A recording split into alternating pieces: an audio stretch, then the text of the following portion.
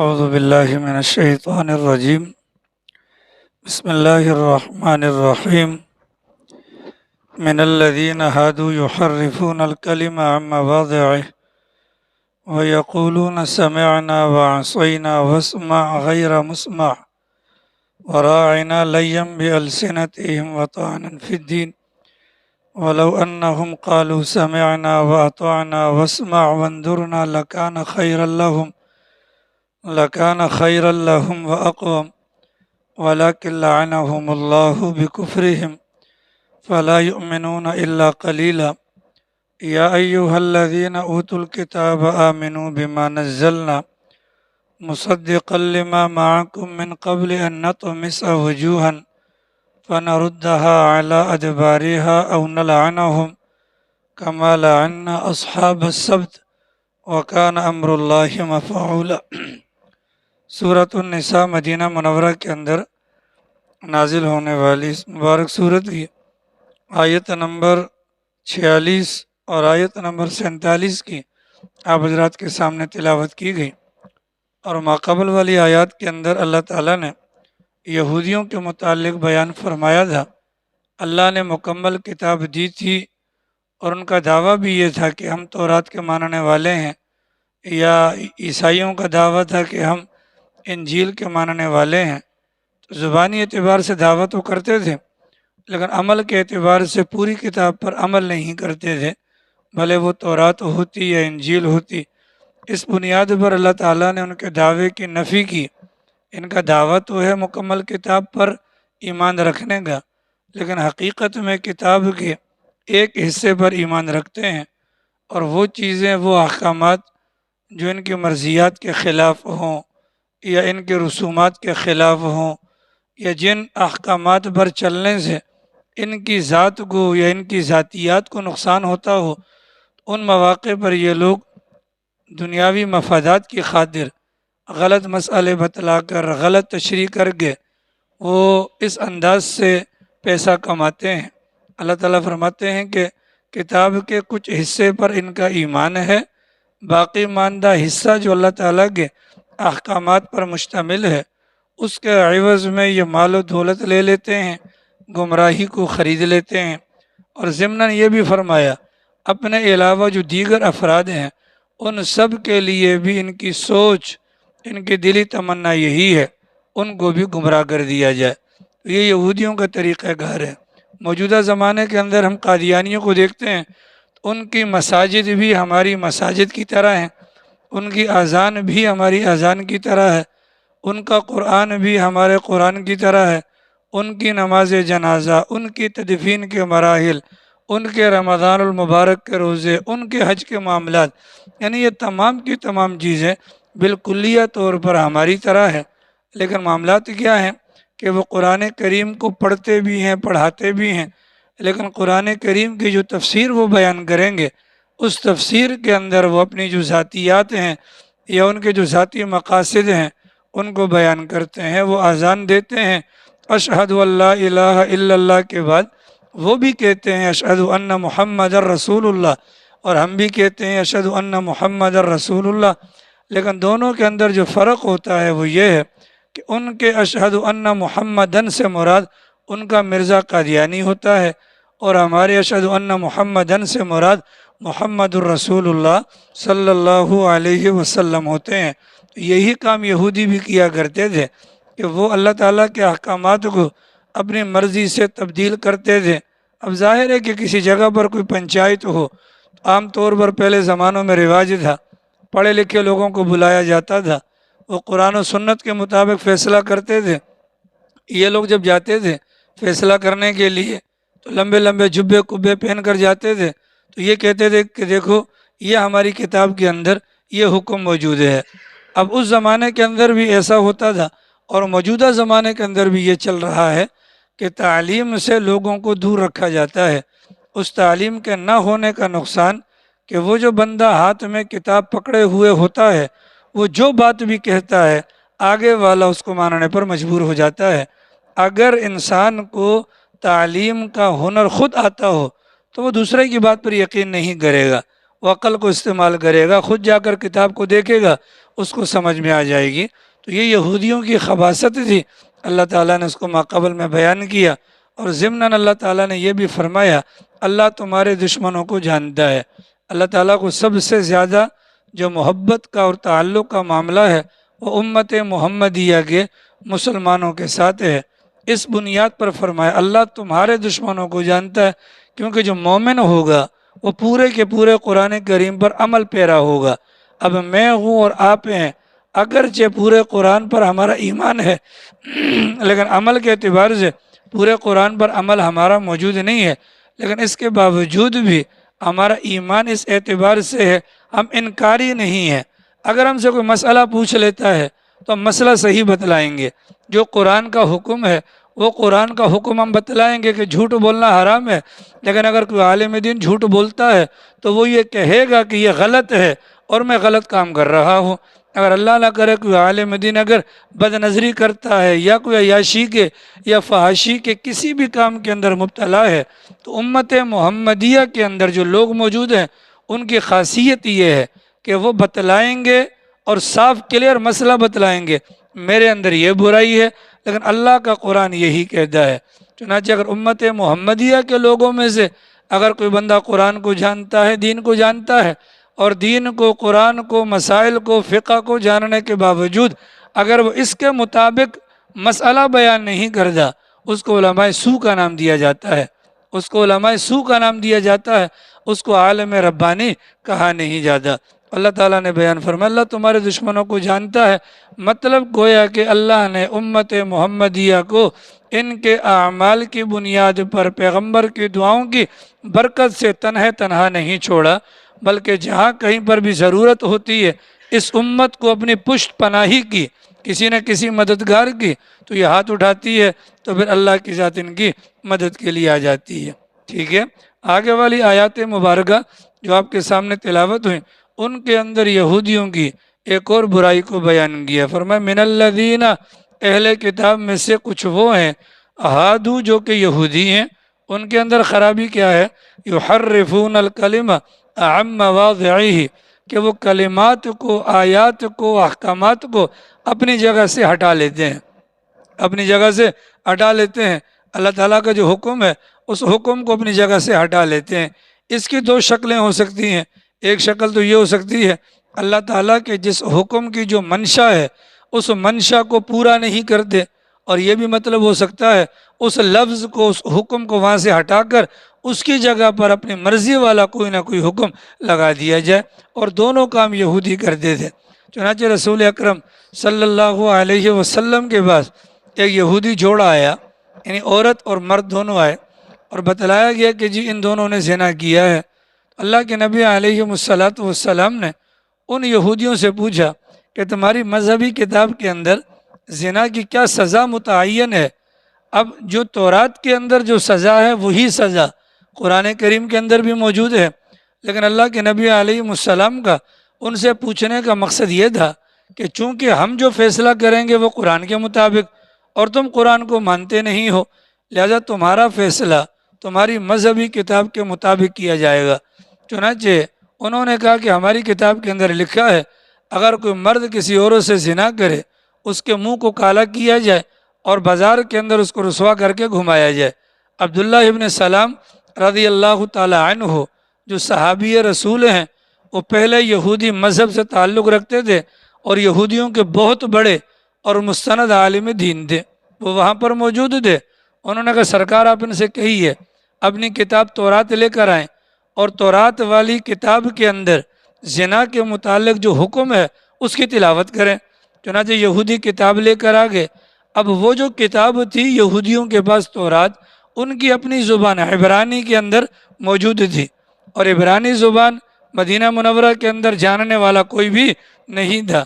اس بنیاد پر انہوں نے کتاب کو پڑھا، اور کتاب کو پڑھنے کے ساتھ ہی وہ آیت مبارکہ کہ جس کے اندر یہ رجم کی سزا، پتھر مارنے کی سزا ہے، اس کے اوپر انگوٹھا رکھ دیا۔ عبداللہ ابن سلام رضی اللہ عنہ نے ان کی چوری کو پکڑ لیا اور فرمایا کہ سرکار ان سے کہیں یہ انگوٹھا ہٹائیں۔ انگوٹھا ہٹایا تو نیچے وہ حکم موجود تھا کہ اگر کوئی اپنا شادی شدہ مرد کسی شادی شدہ عورت سے اگر منہ کالا کرتا ہے ان کو رجم کیا جائے گا۔ تو یہ یہودیوں کی عادت تھی۔ اس کے مد مقابل ہمارا مسلمان ہے، اگر اللہ نہ کرے اس سے زنا ہو جائے گا، کسی عالم دین سے ہی کیوں نہ ہو جائے، وہ کبھی بھی یہ نہیں کہے گا کہ ہمارے دین کے اندر یہ سزا موجود ہے، نہیں ہے۔ اس بنیاد پر ہمارے ساتھ اللہ کی مدد شامل حال ہے، اور یہودیوں کے ساتھ اللہ کی مدد شامل حال نہیں تھی۔ یحرفون الکلمہ عن مواضعہ، ان کی عادت یہ تھی اللہ کے احکامات کو اپنے مقام سے ہٹا دیتے تھے۔ تو ہٹانے کا یہ مطلب بھی ہو سکتا ہے، اور ہٹانے کا یہ مطلب بھی ہو سکتا ہے اللہ کے نبی کی مجلس میں آ کر بیٹھتے تھے، اللہ کے نبی بیان کرتے تھے، بیان کے بعد وہ اس انداز سے بات کرتے، ہم نے آپ کی بات کو سن لیا پر ہم نہیں مانیں گے۔ آخری والی بات جو ہے نا وہ بالکل آہستہ سے کرتے تھے، ہم نے آپ کی بات کو سن لیا پر نہیں مانیں گے۔ اس قسم کا طریقہ کار بھی وہ اختیار کرتے تھے۔ پھر جب ان سے کہا جاتا کہ تمہاری مذہبی کتابوں کے اندر نبی آخر الزماں صلی اللہ علیہ وسلم کے متعلق نشانیاں موجود ہیں اور بندہ تمہارے سامنے موجود ہے، تم اپنی کتاب کو لے کر آؤ، ان نشانیوں کو محمد الرسول اللہ پر فٹ کرنے کی کوشش کرو۔ اگر تمہاری نشانیاں فٹ نہیں آتی تو پھر تم مجرم نہیں ہو، اور اگر تمہاری نشانیاں جو تمہاری کتابوں کے اندر مذکور ہیں فٹ آتی ہیں، اس کے باوجود اگر تم نہیں مانتے تو تم مجرم ہو۔ اس انداز سے جب ان کو کہا جاتا تو آگے سے وہ جواب دیتے، ہماری کتاب کے اندر نشانیاں موجود ہیں، ان کو ہم مانتے ہیں، لیکن محمد الرسول اللہ پر وہ نشانیاں فٹ نہیں آتی، اس بنیاد پر ہم ان کو نہیں مانتے ہیں۔ حالانکہ جتنے بھی یہودی مسلمان ہوئے وہ سارے کے سارے انہی نشانیوں کو دیکھ کر مسلمان ہوئے۔ عبداللہ ابن سلام کو دیکھ لیں، اللہ نے ایمان کی دولت سے نوازا، انہوں نے تورات کے اندر اللہ کے نبی کی جو علامات دیکھی تھی، پیغمبر سے پہلی ملاقات کے اندر ہی ان تمام کی تمام علامات کو انہوں نے پہچانا، اور فوراً کلمہ پڑھ کر وہ مسلمان ہو جاتے ہیں۔ تو فرمایا ان کی ایک عادت تو یہ تھی۔ دوسری عادت کیا تھی؟ وَيَقُولُونَ، پیغمبر کی مجلس میں بیٹھ کر بیان سننے کے بعد کہا کرتے تھے، شیراز خان، سمعنا، ہم نے سن لیا، لیکن دبے لفظوں میں کیا کہتے؟ عصینا، ہم نہیں مانیں گے، ہم نے نافرمانی کر لی۔ کیا کہتے تھے؟ ہم نے سن لیا لیکن ہم نہیں مانیں گے، مطلب ہم نے نافرمانی کر لی۔ وَاسْمَعْ غَيْرَ مُسْمَعٍ، اب یہ بڑے ظالم قسم کے لوگ تھے۔ یہ جو بات کرتے تھے، بات کے دو مطلب ہوتے تھے، ایک مطلب اچھا ہوتا تھا، ایک مطلب برا ہوتا تھا۔ چنانچہ جو اچھے ذہن کے لوگ ہوتے تھے اچھا مطلب لے لیتے تھے، اور جو برے ذہن کے لوگ ہوتے تھے وہ برا مطلب لیتے تھے۔ اس موقع پر جب پیغمبر کی مجلس ہوتی تو یہ اللہ کے نبی کو مخاطب کر کے کہتے، وَاسْمَعْ غَيْرَ مُسْمَعٍ، اس لفظ کے دو مطلب نکلتے ہیں، ایک مطلب ہے اچھا والا، ایک مطلب ہے اچھا والا، کہ وَاسْمَعْ، آپ سنائیے، آپ سنائیے، مطلب دین کے احکامات کو ہمارے سامنے بیان کیجئے۔ غیر مسمعین، اے پیغمبر صلی اللہ علیہ وسلم، آپ کے کانوں میں آپ کی مرضی کے خلاف کوئی بات آپ کو نہ سنائی جائے۔ اچھا مطلب ہے، صحابہ کرام بھی ہوتے تھے اور یہودی بھی ہوتے تھے۔ ایک مطلب اس کا یہ نکلتا ہے آپ سنائیے، مطلب اللہ کے احکامات آپ ہمارے سامنے بیان کیجئے۔ غیر مسمعین، اس کا مطلب کیا ہوا؟ آپ کے کان میں آپ کی مرضی کے خلاف کوئی بات پڑھنے نہ پائے، کوئی بات سنائی نہ دے۔ یہ لفظ اچھا والا تھا۔ جتنا بھی مجمع بیٹھا ہوتا تھا صحابہ کرام کا، وہ اچھا والا مطلب لیتا تھا، لیکن یہ ظالم قسم کے لوگ اس سے دوسرا مطلب لیتے تھے۔ ان کا مطلب یہ ہوتا تھا وَاسْمَعْ، آپ سناتے رہیے، وَاسْمَعْ، آپ سناتے رہیے، غیر مسمعین، غیر مسمعین۔ تو غیر مسمعین کا لفظ جو کہتے تھے مراد یہ تھا کہ نہ سنا جائے، مطلب تو جو باتیں ہمیں سنا رہا ہے وہ باتیں تجھے نہ سنائی جائیں۔ مطلب اللہ کے نبی تو چاہتے ہیں تم کلمہ پڑھ کر مسلمان ہو جاؤ، اگلا بندہ آ کر کہے گا کہ میں مسلمان ہو گیا تو یہ بات پیغمبر کے کان میں پڑے گی نا۔ اس موقع پر یہ کہتے آپ سناتے رہیں اور آپ کو نہ سنایا جائے، مطلب آپ بہرے ہو جائیں۔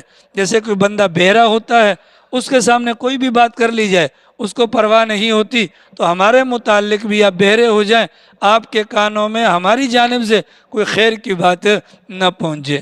اب یہ تو نیت کا معاملہ تھا، ظاہری الفاظ میں اچھا مطلب بھی برا مطلب بھی، لیکن اللہ کی ذات نیتوں کو جانتی ہے، اس بنیاد پر ان کی اس خباثت کو بھی اللہ نے ظاہر کیا۔ وراعنا، یہ لفظ پہلے سے بارے میں بھی گزرا، اللہ کے نبی کو مخاطب کر کے کہتے راعنا۔ راعنا کا مطلب یہ ہوتا تھا کہ یہ لوگ جب آ کر پیغمبر کی مجلس میں بیٹھتے تھے تو اللہ کے نبی علیہ الصلاۃ والسلام کو کہتے تھے ہماری رعایت کیجیے۔ اردو کے اندر بھی رعایت کا لفظ استعمال ہوتا ہے، ہماری رعایت کیجیے۔ کیا مطلب؟ یا رسول اللہ ہم دیہات سے آنے والے ہیں، ہم میں سے کچھ ہیں جو پڑھے لکھے ہیں اور کچھ ہیں جو ان پڑھ قسم کے ہیں، کچھ ہیں جو ذہین ہیں اور کچھ ہیں جو غبی قسم کے ہیں، لہٰذا بیان کے اندر ایسے الفاظ استعمال کیجیے کہ جو ہم سب کو سمجھ میں آ جائے، ہماری رعایت کیجیے۔ یہ مطلب تو بہت اچھا ہے کہ سرکار آپ ہماری رعایت کیجیے۔ اب جتنے صحابہ کرام موجود ہوتے تھے ان کی دیکھا دیکھی وہ بھی اس لفظ کو استعمال کرنا شروع کر دیتے تھے کہ یا رسول اللہ راعنا، ہماری رعایت کیجیے۔ اور یہودی جب صحابہ کرام کے منہ سے یہ لفظ سنتے تھے بڑے خوش ہوتے تھے کہ دیکھو مسلمانوں کو ہم نے چونا لگا دیا، یعنی کہ جو لفظ ہم مسلمانوں کے خلاف استعمال کر رہے تھے، جو مسلمانوں کے لیے گالی ہے، اس کو ہم نے ان کی زبان کی نوک پر رکھ دیا۔ اور جب یہودی اس لفظ کو استعمال کرتے تھے تو تھوڑا سا دبا لیتے تھے، راعنا راعینا، ذرا گاڑا کر کے نکالتے تھے۔ تو جب گاڑا کر کے نکالتے تھے تو را کے بعد الف اور اس کے بعد عین، اس کے بعد نون آتا ہے، تو یہ نون اور عین کے درمیان یا کی آواز پیدا ہو جاتی تھی، راعینا بن جاتا تھا۔ کیا بن جاتا تھا؟ راعینا بن جاتا تھا۔ اور راعینا کا مطلب کیا ہوتا ہے؟ چرواہا۔ راعینا کا مطلب کیا ہوتا ہے؟ چرواہا۔ اور کبھی اگر کوئی الفاظ کو گاڑا نہ کرتے تو راعینا ہی بولتے تھے، لیکن ان کے دماغ میں یہ راعینا کا مطلب ہوتا تھا رعونت، تکبر کرنے والا۔ معاذ اللہ، وہ پیغمبر پر تکبر کرنے کا الزام لگاتے تھے۔ ٹھیک ہے، یہ ان کے اندر خرابیاں تھیں۔ اردو زبان کے اندر بھی بہت سارے الفاظ ہیں کہ ذرا سے اوپر نیچے ہو جائے تو معنی کہیں کا کہیں ہو جاتا ہے۔ ہم اردو زبان میں لکھتے ہیں با کاف را یا، با کاف را یا لکھتے ہیں نا، تو یہ با کے نیچے اگر زیر ڈال دیں تو بکری بن جاتے۔ بکری، بکری کس کو کہتے ہیں؟ خرید و فروخت کو۔ اور با کے اوپر زبر ڈال دیں تو بکری بن جاتا ہے۔ زمین آسمان کا فرق ہے کہ نہیں؟ بولو۔ ہول سیل تو انگریزی زبان کا لفظ ہے، اس قسم کی دکانوں کو کیا کہتے ہیں؟ تھوک کے حساب سے مال ملتا ہے۔ تو لکھنا کیسے؟ جب لکھیں گے تو تا لکھیں گے، اس کے بعد ہا لکھیں گے، اس کے بعد واو لکھیں گے اور اس کے بعد کاف لکھیں گے۔ اس تا کے اوپر زبر ڈال دیں تو یہ تھوک ہو جائے گا، اور تا کے اوپر پیش ڈال دیں تو تھوک ہو جائے گا۔ ایسا ہے کہ نہیں؟ معمولی سے الفاظ کے آگے پیچھے کرنے سے اردو زبان کے اندر بھی فرق آ جاتا ہے، عربی زبان کے اندر تو بہت بڑا فرق ہے۔ انعمت علیہم، سورہ فاتحہ میں پڑھتے ہیں، اس کو انعمت علیہم کر لیں انسان کافر ہو جائے گا، انعمت علیہم کر لے تو گویا کہ اللہ کی ذات کو مؤنث بنا دیا گیا، عورت بنا دیا گیا، تو معنی کہیں سے کہیں چلا جاتا ہے۔ اور یہودی تو خباثت میں مشہور تھے، اس بنیاد پر وہ یہ حرکتیں کیا کرتے تھے۔ ٹھیک ہے، آ رہی سمجھ میں؟ اب ایک لفظ ہے انتقال۔ ایک لفظ کیا ہے؟ انتقال۔ کسی دوست، کسی بندے کے یہاں کچھ اس کے پرانے یار آ گئے، جیسے شیراز والے آج ہمارے پرانے آئے ہیں، انہوں نے آ کر دروازہ بجایا، گھر پر دیکھا تو وہ جو گھر کے اندر ان کا دوست تھا کچھ مغموم سا بیٹھا ہوا تھا۔ آنے والوں نے کہا خیریت تو ہے؟ آپ اکیلے بیٹھے؟ بس یہ کیا بتاؤں، بس کیا بتاؤں، اس قسم کے الفاظ استعمال کر رہا تھا۔ اتنے میں آنے والوں نے پوچھا آپ کی بیگم نظر نہیں آ رہی، کہاں ہیں؟ انہوں نے کہا ان کا تو انتقال ہو گیا۔ انہوں نے کیا کہا؟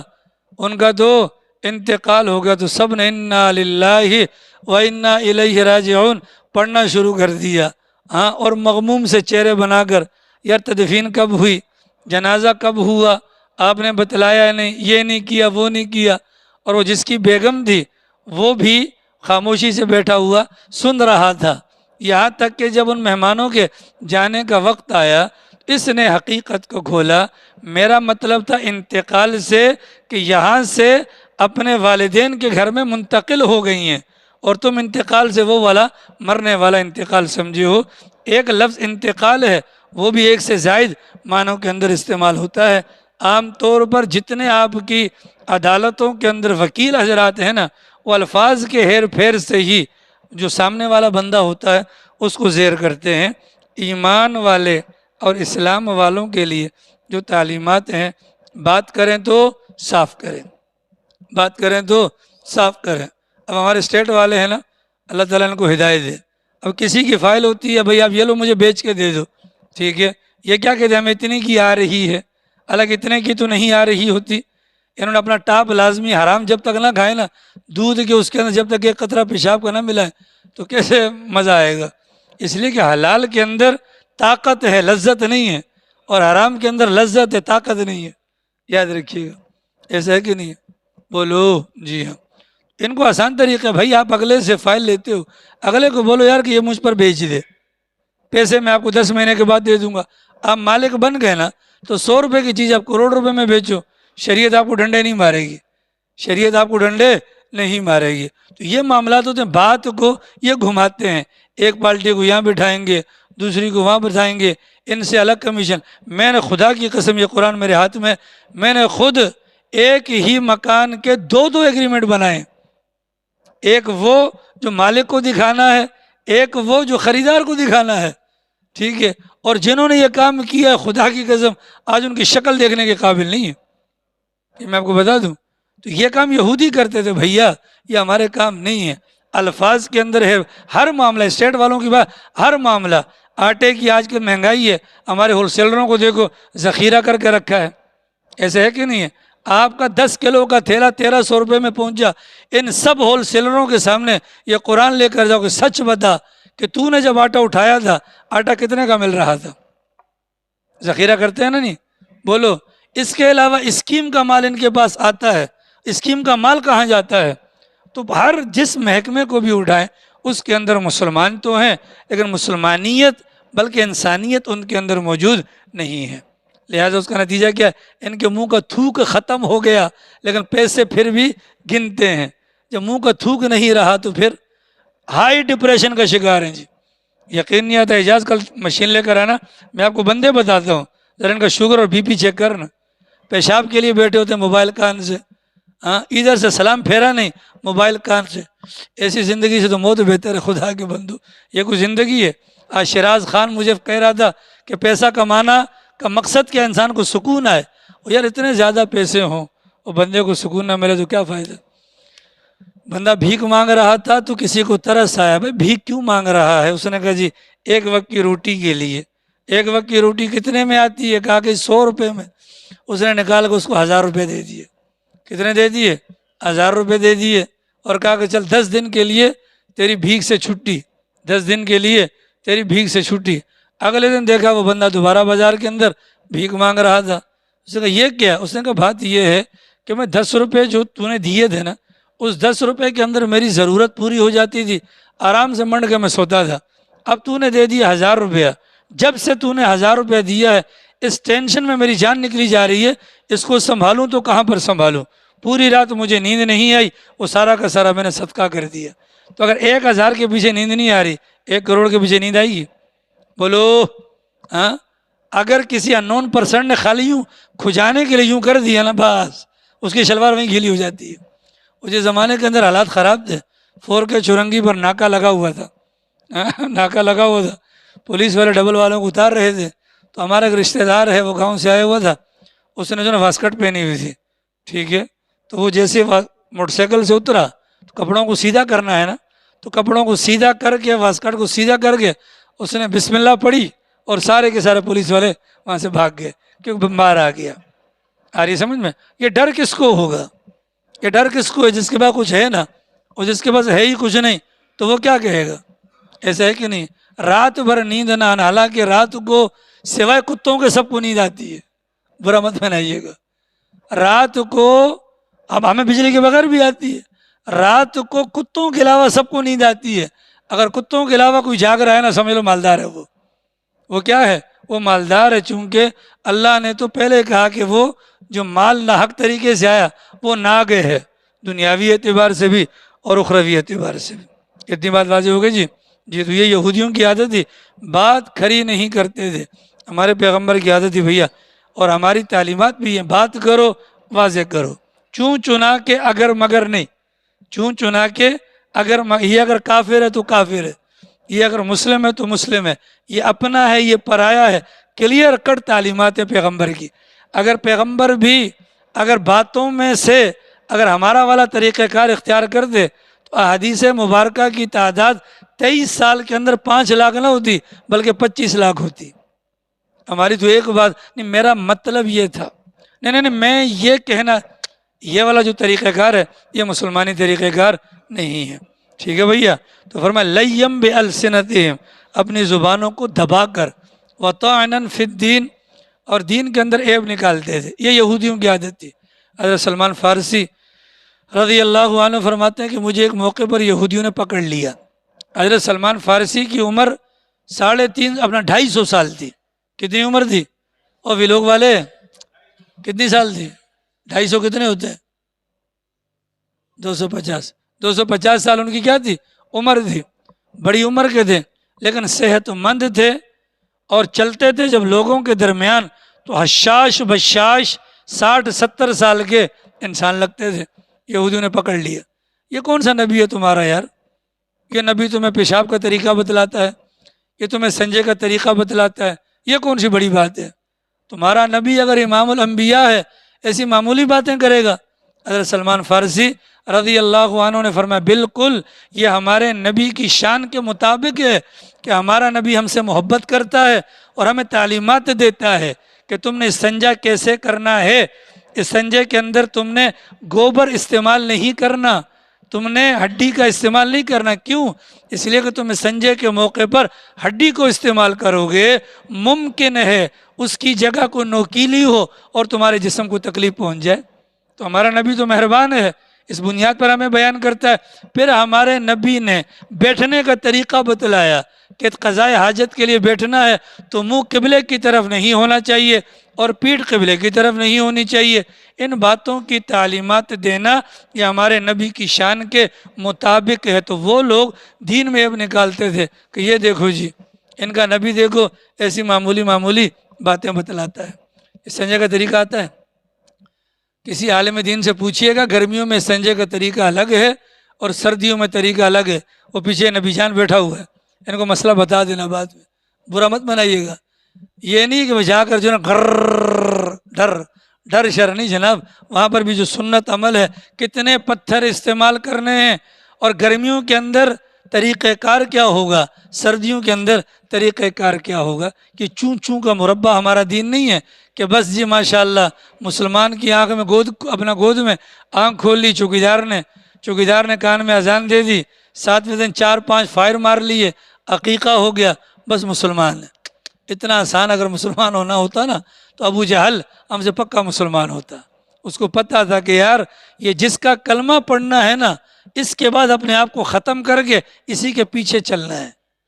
آری سمجھ شریفہ میں یہ فرماتے ہیں، اللہ تعالیٰ فرماتے ہیں وَلَوْ أَنَّهُمْ، اگر یہودی پیغمبر کی تعلیمات کے جواب میں یوں کہتے سمعنا، ہم نے سن لیا، وَأَطَعْنَا، ہم نے مان لیا، وَاسْمَعْ، آپ ہمیں سناتے رہا کریں، اور غیر مسمعین کی جگہ وَنْظُرْنَا کا لفظ کہہ دیتے لَكَانَ خَيْرًا لَهُمْ، یہ ان کے لیے بہتر ہوتا، وَأَقْوَمْ، یہ سیدھا ہوتا، وَلَكِنْ لَعَنَهُمُ اللَّهُ بِكُفْرِهِمْ، لیکن اللہ نے ان پر ان کے کفر کی وجہ سے لعنت برسائی۔ لعنت کا مطلب کیا ہوتا ہے؟ اللہ کی رحمت سے دور، اللہ کی رحمت سے دور۔ ہم کسی کو کہتے ہیں لعنت، اس کا مطلب کیا ہوتا ہے کہ اللہ کی رحمت سے تو دور ہو جائے۔ تو فرمایا کہ اللہ نے ان پر لعنت برسائی، مطلب ان کے کفر کی وجہ سے ان کو اپنی رحمت سے دور کر دیا۔ فَلَا يُؤْمِنُونَ إِلَّا قَلِيلًا، سو وہ ایمان نہیں لائے مگر بہت تھوڑی سی جماعت۔ اللہ پاک توفیق عمل نصیب فرمائے، باقی انشاءاللہ۔